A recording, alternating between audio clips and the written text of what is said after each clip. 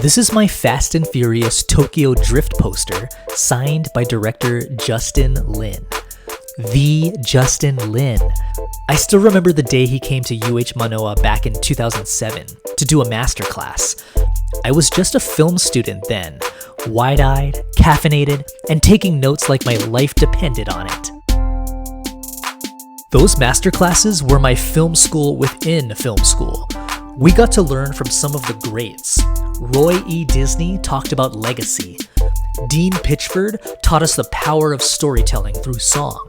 Kal Penn talked about breaking conventional stereotypes. And Oscar Kightley, man, he brought the culture and the heart. Each speaker left something behind. Not just wisdom, but a kind of permission to create boldly, to tell our stories unapologetically. And then, 2015 happened. That spring, I got the invitation. Me, Dane Nevis, Olelo Community Media Associate, independent filmmaker, puppeteer. They wanted me to lead a creative media masterclass.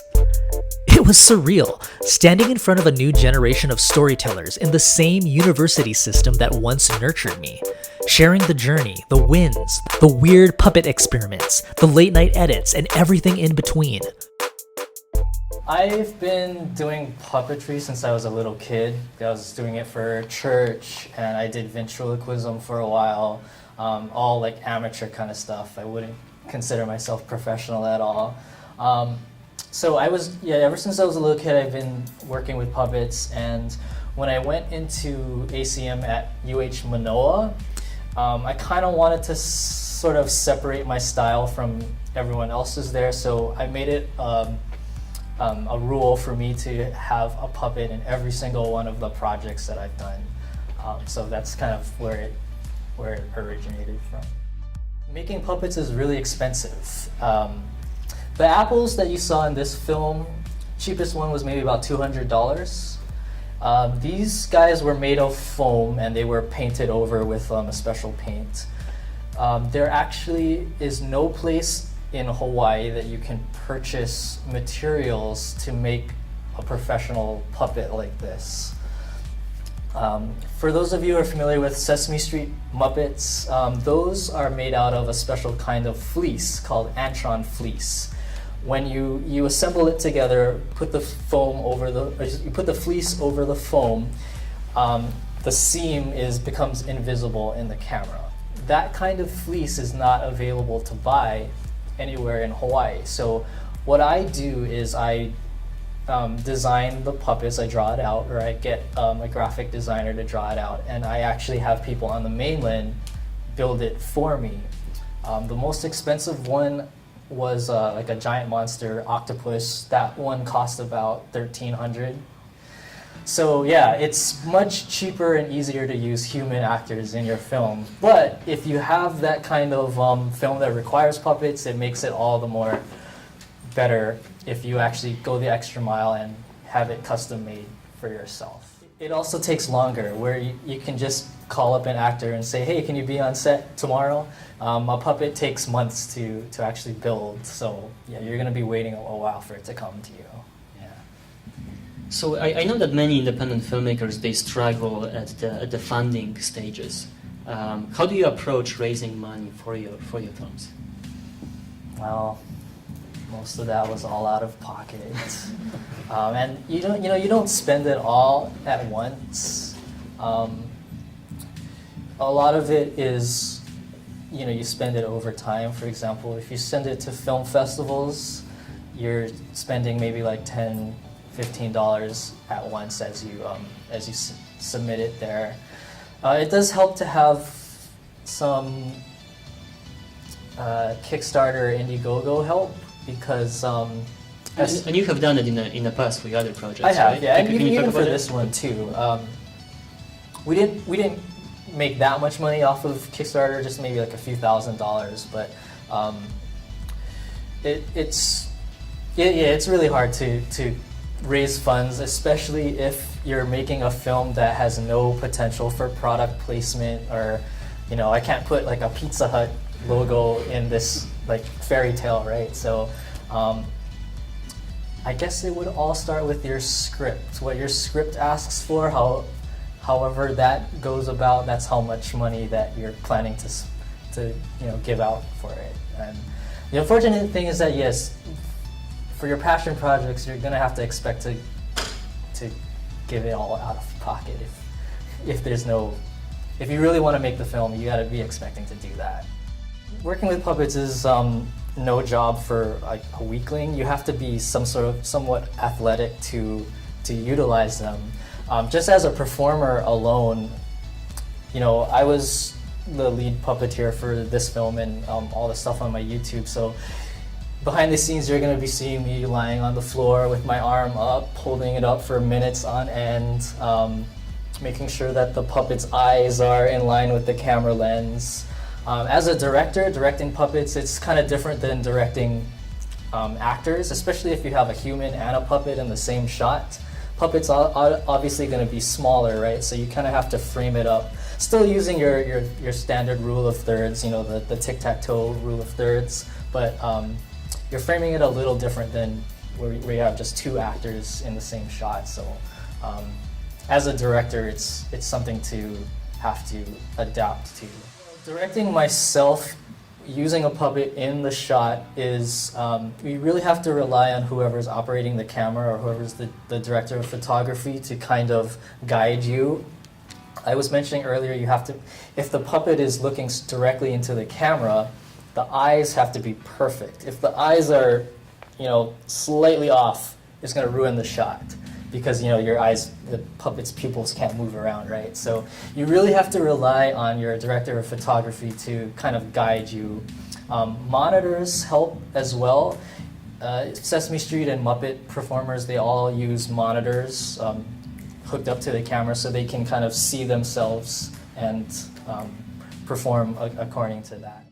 Cast not included. For Poison Apple, I guess the day that we had the most people, there were maybe about 10 of us on crew, and that's still considered kind of bare bones. But it was myself, director of photography, some production assistants, a producer, costume designer, props. Basically, one person per department, I guess that's what we had.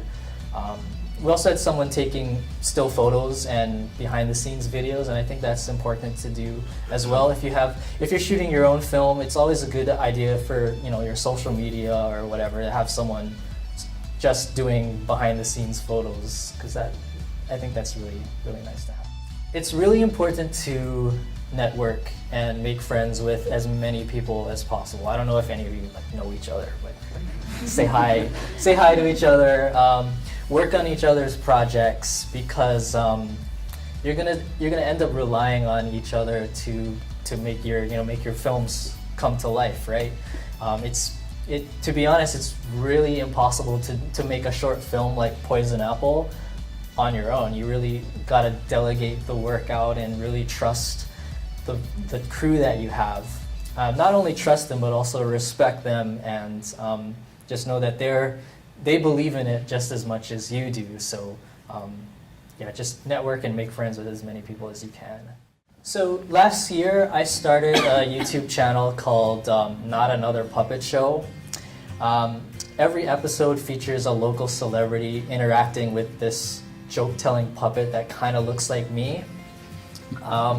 And it's been really fun. I'm still kind of in the experimental phase where I'm trying to figure out what kind of episodes are people responding to the most. And once I figure that out, once I get that formula ready, then I'll be able to kind of expand my my horizons in that sense. But it's been really fun so far. Last year I shot 25 episodes. This year I was a little bit more busy with other things, so I was only able to get 12 done, and then hopefully start up again later this year for a third year.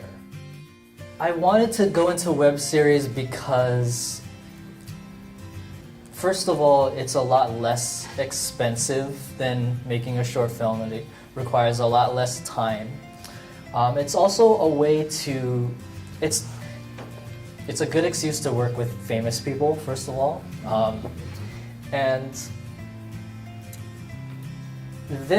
web series in particular is kind of just like me making fun of myself.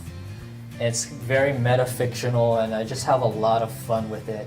It's something that I can do on my spare time whenever I have the time for. Especially if you're working, a full-time job, you don't have the luxury to take off a whole week to shoot a short film every day, right? So this is stuff that we do on the weekends whenever we have time, and it's a really great schedule to have. It's also ongoing, whereas a short film, it has a lifespan of maybe 2 or 3 years until it loses its relevance in film festivals. With the web series, you can do this forever, pretty much, and it just keeps on evolving, and that's why I really have fun with it. Yeah. So I know that for many people who try to create a web series, one of the main obstacles is trying to figure out how to find an audience. Mm-hmm. Do you have a strategy in mind, or do you have how do you approach that? It's really easy to say, oh, my web series or my show will appeal to every single person in the world, but that's absolutely the wrong mind frame to be in. You got to make sure that your audience is as specific as possible. So for this one, my audience is 18 to 35-year-old crowd. It's still family friendly. I don't have any swearing or blood and guts or anything like that. So I mean, if you showed this to a little kid, I'm sure they'll enjoy it too. But the humor and the content is kind of directed towards the 18 to 35-year-old crowd, local Hawaii crowd. For a web series, you gotta kind of expect to make it a lot less epic, I suppose. The film is gonna take you maybe 2 or 3 years to see its course, but for a web series, this is like one day you shoot one episode, you edit it together, and then it's online already. So it's a much condensed, faster process to produce. Not to say that the quality is any better or any worse, it's just like a different kind of energy that you have to give out to create stuff like this. When you're doing this on your days off, I mean, I work a full-time job, and this is just like for fun stuff. There's a lot of the time, not a lot of people are there or available to help you. So yeah, you gotta kind of expect to shoot, to be everything, be the director, producer, talent, and yeah, it is very difficult, but you guys are in a really good position right now because you're actually in school and you get to learn all these different positions. So my advice to you would be to be a jack of all trades and learn how to operate a sound mixer, learn how to direct, learn how to use cameras, just so that in case you're ever in this situation, you're not panicking and you know how to do everything. So I compose music for all the videos and films that I've done, and I think it's really fun. When I was a kid, I took up piano and guitar and drums, so that really helps when you're composing your own films. I think, yeah, it's the most fun part about making a musical. You get to write your own lyrics, you get to hear professional singers sing your songs. It's really awesome to have that. We recorded all of our audio before we started shooting. So I basically cut the film together before the camera started rolling. So every time we went into production on set, everyone was lip syncing. So that's really good to kind of plan ahead, especially if you're doing a musical like this. My advice is record all your audio beforehand and just lip sync the whole thing, because it makes it a lot easier. You don't have to have like a boom operator on set with you. It's one less position to worry about. We had a guy draw up storyboards, and I don't know if you've seen like animatics, like animation animatics, where you kind of just match up the audio with the storyboard pictures, and it's kind of like a rough animated film, basically. So pre-production is really important. The more you plan out ahead of time, the easier your actual shoot is going to be. Yeah. All right. So this is the puppet. This is a half-body puppet, so he doesn't have legs. So when we're shooting him, we always have to, crop out my arm here. It's a rod-based puppet, So most Muppets are left-handed because the operator uses their right hand to operate the mouth. When you're talking, you have to open the mouth on every vowel. All right, and it's easy for someone to lift up their top part of their hand like this, but when you do that, it's not really a natural. It's like the top of their head is going up like that. So you kind of have to train yourself to angle your hand down so it looks like the eyes are making eye contact with you, and his lower jaw is going down instead of the top part of his head like that. So that takes a lot of training as well. Ideally, it would be nice to have two people operating this one puppet. I would be operating the mouth and this arm, and we'd have another person operating this other arm right here. There are other puppets that require that have gloves where you put your hand inside their hand, and it's kind of like works like a glove. Of course, that one also requires two people, right? Unless you had three hands. Does anyone have three hands? Yeah. As far as performing, if the actor is sitting down or standing up, I gotta be low to the ground, lifting it up, and it really you gotta work on your shoulders and go to the gym and just do that kind of stuff. But the hardest part about shooting a puppet is making sure that the eyes are in line with the camera. So you really have to rely on your camera operator to direct you. So if I'm looking at this camera right there, what's your name? Gabe. Gabe. So is his eyes directly aimed at the camera? Yeah. Does it look like he's looking away? Because if not, then you would be saying, okay, tilt his head down just a tiny bit, go a little to your left. Okay, that's good. All right, right there.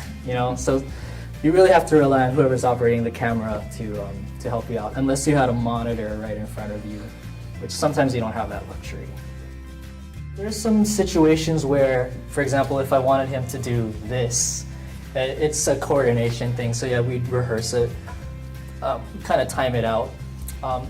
In the series, I actually dub over his voice, so I don't actually record good sound on set. I just kind of dub the jokes over. But yeah, I kind of just give whoever's operating the other hand directions. So okay, ready and go, and then we both open up the arms like that. So it does take some coordination. Yeah.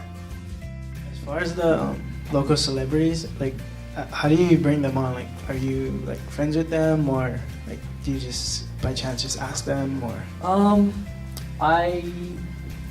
I really just ask them, like I send them I figure out if they have a manager or an agent first, and I contact them through email.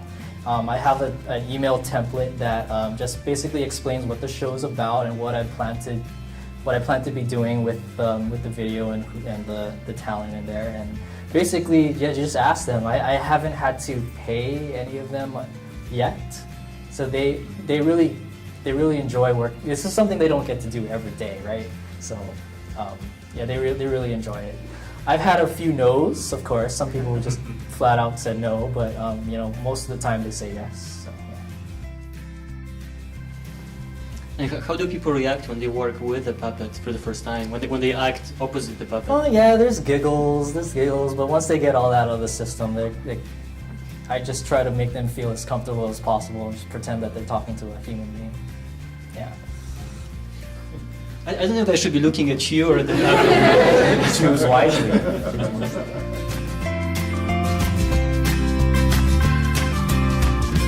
From watching masterclasses to teaching one, life really does drift full circle.